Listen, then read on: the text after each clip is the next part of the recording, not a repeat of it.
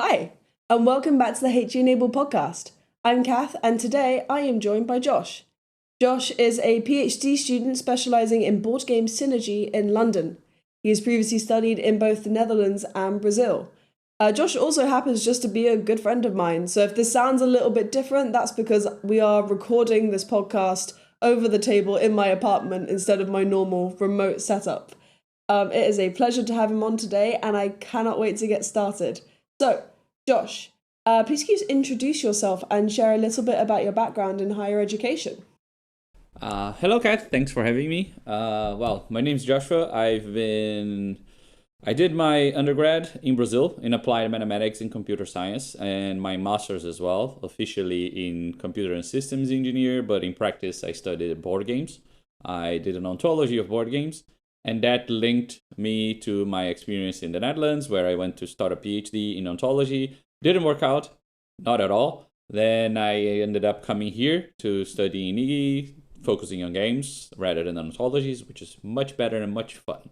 Yeah, you have like the coolest like CDT ever. It's all like board games and video games and Yes, I video know. game research. It's like teenage me would have tried to hop onto that right away. It's awesome. So let's move on. If you're comfortable saying, how did your disability impact your experience of higher education?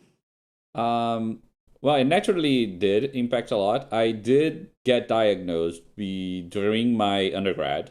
I was having a hard time in general in life, not only at studying, but things went pretty rough. And then at some point, my mom convinced me to go to a psychiatrist, and I got the diagnosis, and that changed my life for the better. Having a diagnosis kind of helped a lot because it set up my expectations to something more realistic, and so it was very good. And knowing where I was going to was very helpful, especially in my masters. That it went very smoothly because my expectations were in line with what I could deliver. It was a little bit rougher in the PhD, especially in the Netherlands, because I'm familiar with the schooling and education in Brazil, not in the Netherlands or in Europe in general. So I didn't know exactly what people would expect from me, what is expected for me to do, especially because the difference there is that you are actually an employee of the university. So I was like taking it more like a job. So being more demanding on myself. So that didn't went right. It was a big part because of my disability, but also the environment there was awful. So that's why it didn't work. But it also it did make me go in a different perspective, which didn't work out. That changed here in the UK because I came here with a little bit better expectations of what is expected from a PhD student. Actually, after coming here, I discovered that people here don't expect almost anything from a PhD student, which was very, very, very awkward. Yeah. It did help though. So my disability has been the diagnosis helped a lot. Of course, having the disability hinders a lot of progress and makes me sometimes go slower. There is seasons in my PhD where I do nothing. There were periods of months sometimes where I just couldn't progress at all. Thankfully, my supervisor was always very understanding and dealing with that. But yeah, so there is that. There's just moments where you have to pause because you just can't. And accepting that was very good. And letting people know that that just happens makes their expectations of me also work more realistically. That's fair. If you're comfortable saying, what's your diagnosis in? I'm diagnosed as affective bipolar disorder. I'm pretty sure that's the translation in English of anxiety type. So basically, I am affective bipolar is a condition that basically my humor varies more wildly than most people. There's very many tendencies. It's not a one-to-one condition that everybody has the same. That's why my anxiety types, because I get anxious very easily. And the variations that happen usually are linked to very intense anxiety crisis. So whenever I get super elated and maniac, I get anxious as fuck. Whenever I get super depressed and down, I get anxious as fuck as well. So That is fair. Let's move on. That's really interesting. I don't have much experience with talking about bipolar disorder. It's not something I'm crazy familiar with. But hopefully, yeah, I'll learn more as the episode goes on. So quick one, what was your experience accessing higher education from a disability standpoint? The access in the sense of like getting in was never a big issue. Uh, I think it has to do more with me and how education works in Brazil because it kind of prepares you to have the worst type of selection systems for education in general. So when I got to something here in the UK, it was like super easy because it was mostly an interview and like CV check. So not a big deal. I do very well with interviews. That's not something that my condition affects at all in conversation. Of course, anxiety and like, imposter syndrome do affect, but I think that's normal for everyone. It's not a thing that I can blame my disability at all. And that's something I just learned to deal with it. So it was like fairly easy. In terms of like actually getting into it, I didn't have much of a problem, but I think the big reason for that is because most of the process was done for me because the doctoral training thing, I forgot the name, center, the doctoral training center do most of the bureaucratic and problematic stuff by me. I just get accepted by them and they do the magic. So I didn't have to face the, let's say, the registration, paying stuff, finding funding, etc. That was done for me. So I didn't have to deal with that, thankfully. Yeah, for the UK, it was very, very seamless for you. It's a really cool doctoral program. So obviously this is a very like UK centric podcast, but you might have other stuff to add, especially from the Netherlands, which I know was like a significant point for you. Did you encounter any significant obstacles during your experience of higher education? Did you overcome them, and if so, how? Well, obstacles we have every day. I think anyone with a disability, that's constant affecting it because that's, even though the nature of bipolar affective disorder is like wild changes, in my condition, they happen very frequently. Some people have like longer cycles, so they have like periods where it's not there. But as I said, there's like my friend that's by my side every single day. So yeah, the challenge is daily. Sometimes it's worse. And overcoming it, it's mostly like I do therapy like full time for 7 years. That helps a lot. So therapy is absolutely necessary. So it goes from a day-to-day basis. So that helps you set out your objectives, expectations, and rhythm in life. So it helps. My therapy helps a lot with dealing with the personal shit, which does leave me like with more energy to deal with work-related, education-related problems.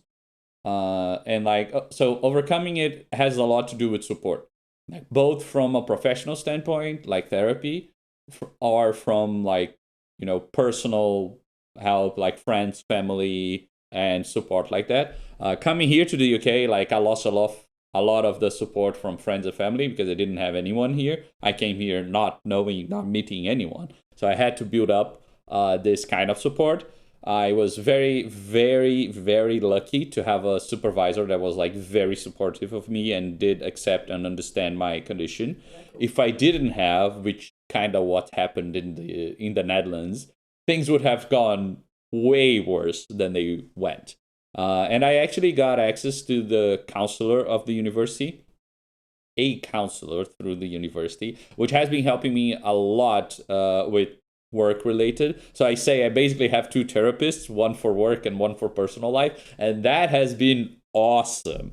So yeah, that's a way. So searching for help was the best way to overcome any challenge I had in all places, both Brazil, Netherlands, and here. Like when I actually searched for help in the Netherlands is when things started to get sorted out, and I literally got out of the whirlpool of shit that I got myself into.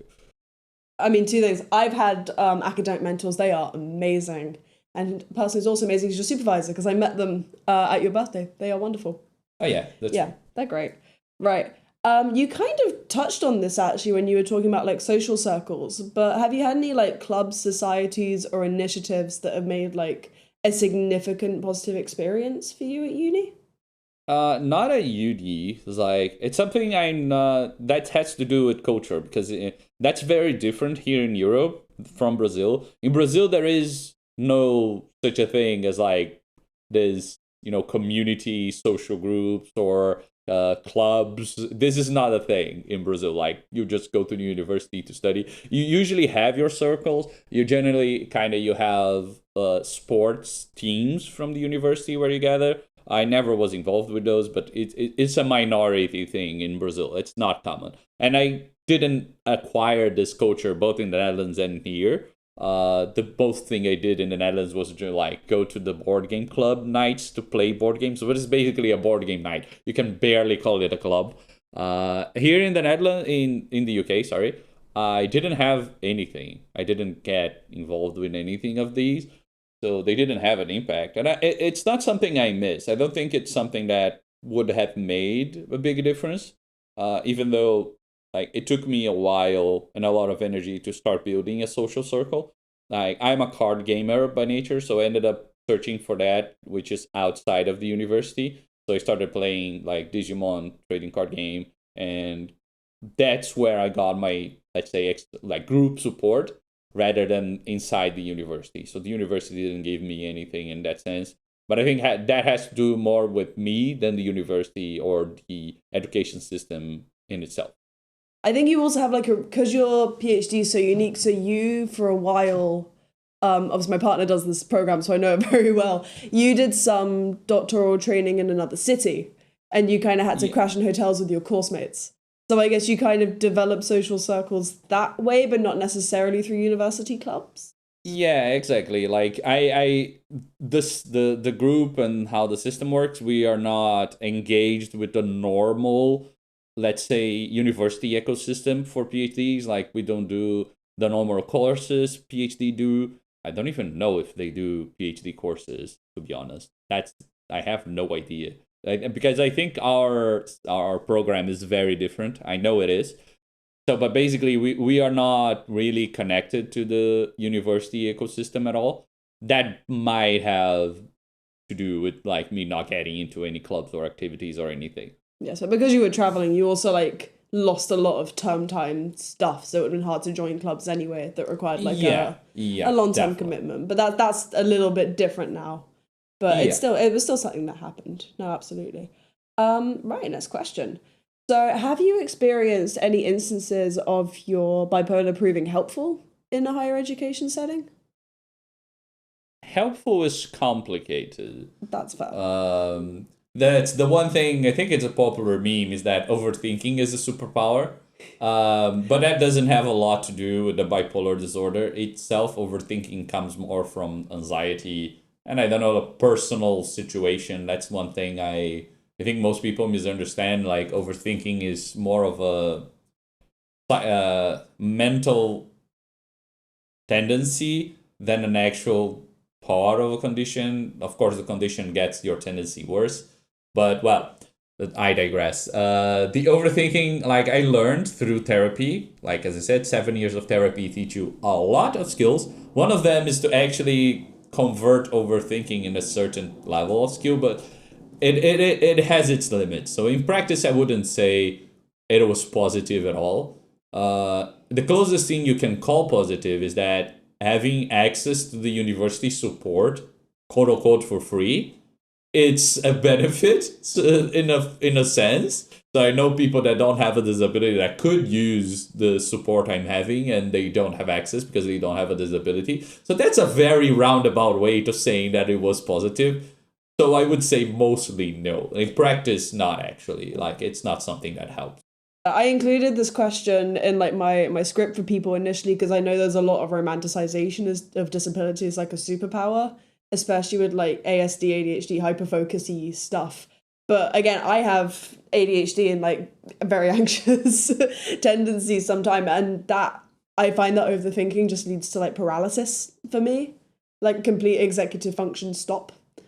So yeah, Yeah, I'm also not a big fan of romanticizing any conditions. It's something I say to everyone. It might look, uh, at one moment, it might look great, but the problem is when it doesn't look great, it looks very bad. When the curtain Very bad. falls, it's all very Exactly. can When get the shit hits messy. the fan is spinning very fast. That's the analogy I usually do. Because a lot of people feel like, oh, it's not that bad, it's not that bad, until it gets bad. And they usually lose everything. I've seen a lot of people lose everything because the shit hits the fan and they are not ready. Yeah. So that's when I say to everyone, like, therapy. Therapy is a must. Is like something I say to everyone, even whoever doesn't have a condition. I think therapy is a, healthcare, like normal healthcare. Like you brush your teeth, you take a shower, you keep yourself clean because health issues like sanitizing. You should do the same thing with therapy. Like therapy has the same role in the current like world situation we live in, and that's the same thing. And like there is no romanticizing you can do about a like disability and mental disability. It just sucks. Yeah. The thing, the romantic thing is actually learning to live with it, because then your life gets as normal as you can. But in practice, it's not a pretty thing. Quite the opposite. It can get ugly very seriously. Yeah, I absolutely agree that even if you don't need therapy, you need therapy. Great way to put it. Great way to put it. Yeah. So, is there anything you wish you'd known about university before starting? Or was it you kind of acquired things as you went? Uh, well, in the UK, I was actually very lucky again because of my supervisor. But I think here it might be a my group thing. It might be me being lucky. I don't know. I cannot speak for everyone, but I felt like the university ecosystem was way more ready for me having a disability, because I was very open in the selective process, even before starting with my future supervisor to be at the time, and the organization that I had the condition, that they were like, yeah, that's not a problem. The university has support. If you have support and it is in treatment, that's fine. And I was in treatment like for years at that point. So when I came in, my supervisor said, no, you should let the department for the university know you have the condition. Tell them, show them condition. They need to, make it in this, put it in the system, blah, blah, blah, blah, blah. Even if you don't feel like you need help right now, they need to have it in the system. But because if you, at some point, you need something special, they already know about it. Yeah. And so immediately, so very early, I went and to contact with the DDS, which is the Dyslexia and Disability Services, which is the name of the department at university, which is actually very funny because it covers way more than dyslexia. But, they do the naming. And it took a while for the process to get there, but so I wouldn't say it's something I wish I knew beforehand, because it's not the type of thing you can usually try to find out beforehand anyway. So I guess it has, the one thing I wished I knew more was more in the Netherlands than here, was exactly like what's expected of me. Because in Brazil, we kind of have it more clear when we get in, like on a master's and a PhD. Like, for example, in Brazil right now, they made it harder. But basically, as a PhD, you need to have a journal paper accepted to even get to your Viva. So you cannot try to do your Viva without it. For the masters, they also included that you need a journal paper accepted, which kind of like not accepted, like a conference paper published before you can actually even try to finish your masters to get your diploma. So that's something that is in Brazil is very open. Like that's part of the deal from the start. And here things were a little bit more nebulous. I didn't know anything until I got in, and like maybe because the bar is so low that it doesn't matter. Because like in Queen Mary at least, you only need to have a thing that looks like a paper. You don't even need to have that submitted anywhere. So the bar is very low. But like knowing that that is the expectation, because when you don't know what the expectation is, it can be anything. But if you know the expectation is low, you're way less hard on yourself than you need to be, and that makes your life way easier. When I learned that, my life was like so much better. I did like lived way much better with like my rhythm of working, with having these like breakdowns for a few months and not being able to work. I was like, yeah, but I'm fine because I'm way ahead of schedule. I already had a published paper. I'm working with another one, and then I'm not even in the second year, so I'm already ahead of the minimum bar in a lot of cases. Like, so talking to my supervisor, like if I finish the paper I'm doing right now, I can technically already do a PhD, like in terms of like the minimum, the bare minimum. So learning about that is important. So that's one thing it would be good to know beforehand.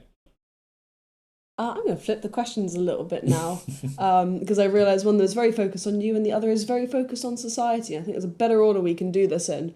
So I want to ask how you're doing at the moment. How's everything going? How have your past experiences kind of helped or hindered you along your way? Well, everything is in chaos and panic, but that's the standard. As I said, like that's the standard situation of my life. When it's not like this, that's when we get worried. Jokes aside, well, things are usually rough. Like right now, I'm in a contextual situation that's very complicated. Usually, most of the problems related to a bipolar affective disorder has to do with context more than anything. It's usually not something that inherent. And right now, my supervisor is in maternity leave. She's going to have a baby. Aww. So I'm going to be, abandoned for a while. And that's worrying. She was great to tell me way beforehand, like, well, way beforehand because, you see it. But even then, like she told me as soon as she knew. So I was like mentally preparing myself for 6, 7, 8 months, actually, for the situation. So when I got here, like she actually leave this week. So when it happened, I was like way more ready about it. It doesn't make it easy. It's still hard. I'm still like, feeling anxious about it, feeling uncertain about it. But I'm not panicking because I, prepared for that. So on a personal level, things have been working better than expected from a PhD, given my experience in the Netherlands, that was actually dreadful. So here in the UK, things are better, but I think because I had the experience. And again, I insist on that because 7 years of treatment, almost 8 now, of therapy plus 6 or something of treatment makes your life way more manageable. So I think I live in a manageable state because I am under treatment for so long. So I got into the stage that like I can keep things under control and not let them spiral down too hard because I have control over my life because of the treatment. Yeah. So I usually like to compare with the other chronic diseases. If you have something like chronic headache, you need to have the pills for when they happen. You just take the pills, you lay down for a few hours, and then you're back to life. It's more or less the same thing. Like any type of disease, you just take a medication, like wait for it to hit in, and you keep going, right? It's the same thing. It's just different because, well, in my case, I do take the pills, but sometimes you're just like, you take a breather, you get everything dark, lay down for, I don't know, 30 minutes, an hour, and then you're back. When you're in treatment, you know how to do it. You know how to, like, I don't know, meditate, breathe down, slow down when you're like hyperactive. And that, you go back, you're living. So the experience in dealing with it makes it go smoothly. That's the best way you can put it, I guess. Okay, yeah, no, I really like that. It's, yeah, I think sometimes, like, people share their stories. It's like, everything's great now, everything's looking up, but, like, disability is an everyday battle, even if we're so used to it that we don't necessarily realize. But, like, everything's great, I manage all this anyway, but, like, yeah, no, I really appreciate it. It's a really honest answer. So I want to pull back for a second and just ask you, how do you think we can improve the experience of higher education, maybe as both individuals or as a society?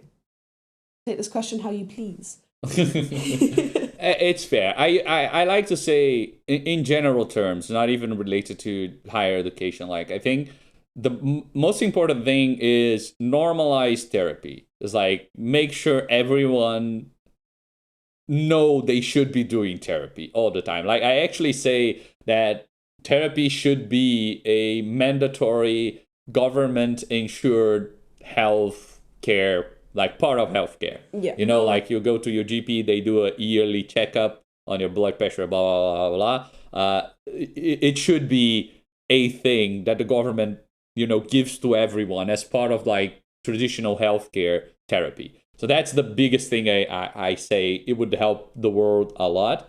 But in terms of higher education, I think having everyone be, let's say, assessed to some extent by, I wouldn't say even the university, but in the sense that, like, make sure everyone knows they can have the situation and not know about it, because a lot of people don't know they have the condition until things break down. And sometimes people just lose their whole, graduation time, or PhD in this case. Like, they lose their possibility of finishing it because they had a huge ass breakdown midway through. Like, that's a common story, especially on PhD. Like, that's a very common story.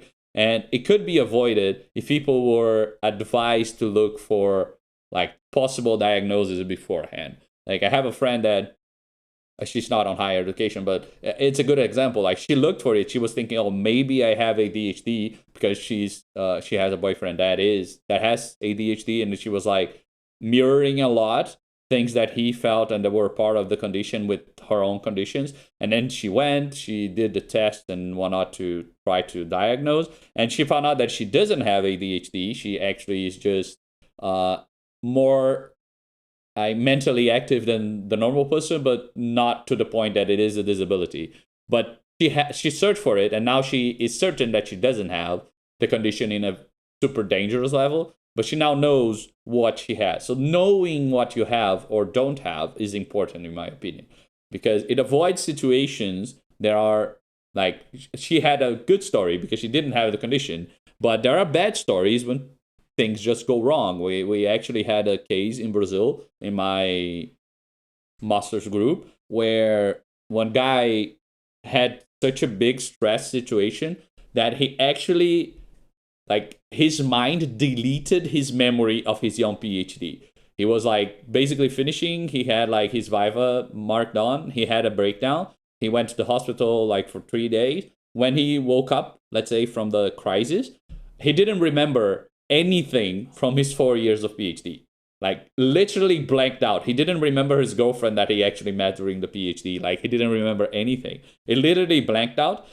He did finish his PhD because he had already written down everything. He had the presentation prepared. So he did make the defense of his thesis, but not knowing anything, like, everybody was aware, and like kind of he got it because, they saw the work he did. But that's things that happen, like, and that's a good example of like how bad things can be. Imagine losing 4 years of your life because you didn't, have the support, or didn't knew that you have a condition, and the aggravating extenuations circumstances can just happen, and you don't know, you don't have control. And actually, higher education, especially on the higher levels like masters and PhD, can be very stressful. They are very stressful. And it's known to be taxing.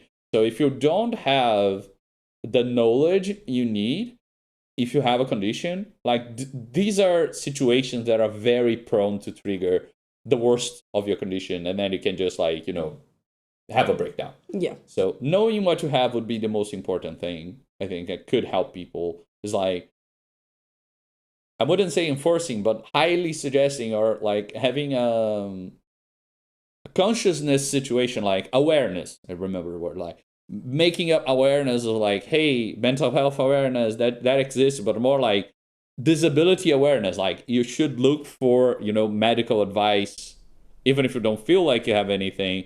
You should be sure that you don't have anything. You should talk to someone. You should see people that diagnose or not this kind of stuff. Like, it's important for everyone. It's the type of thing anyone can have, and you only find out when things go bad. So finding out that before things goes bad would be awesome. Yeah, I definitely found out a lot of things about myself when things went bad.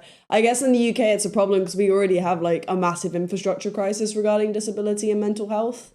I guess it would be that if you can see yourself having tendencies of certain conditions, maybe research them, talk to someone, see if there's any coping mechanisms you can do independently without a diagnosis. Like, I don't have my ASD diagnosis. I wear ear defenders all the time because they're just genuinely helpful, and I like spend a lot of time doing like sensory re-regulation and like making sure you can do that, because you can't, like, I think if you're in a crisis and you're in survival mode, you're not really going to be thinking about what systems you put in place to help yourself, or you're not going to be putting them in place while you're having the crisis.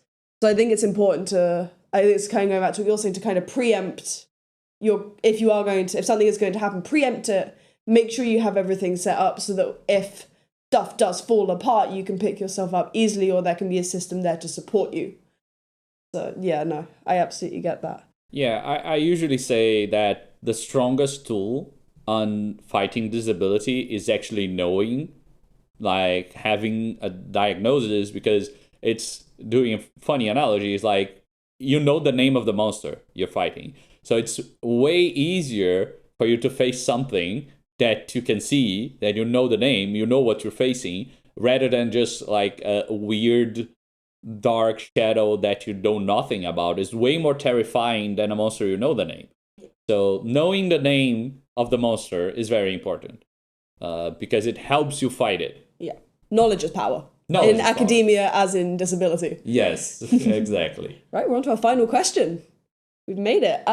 So we have heard your story, and obviously you've had a very expansive experience, not only spanning time, but also multiple countries and continents. If we were to condense all of that down, what is one key takeaway you would like listeners to remember from your story? Well, I said it many times, but it's important. Drive it home. The key takeaway is therapy is a must, and diagnosis is power. Yeah. If I would put it in a very poetic way, that's the way I would put. Like, therapy is a must, and diagnosis is a power. It's powerful. It does help a lot. That's the best way to deal with these situations.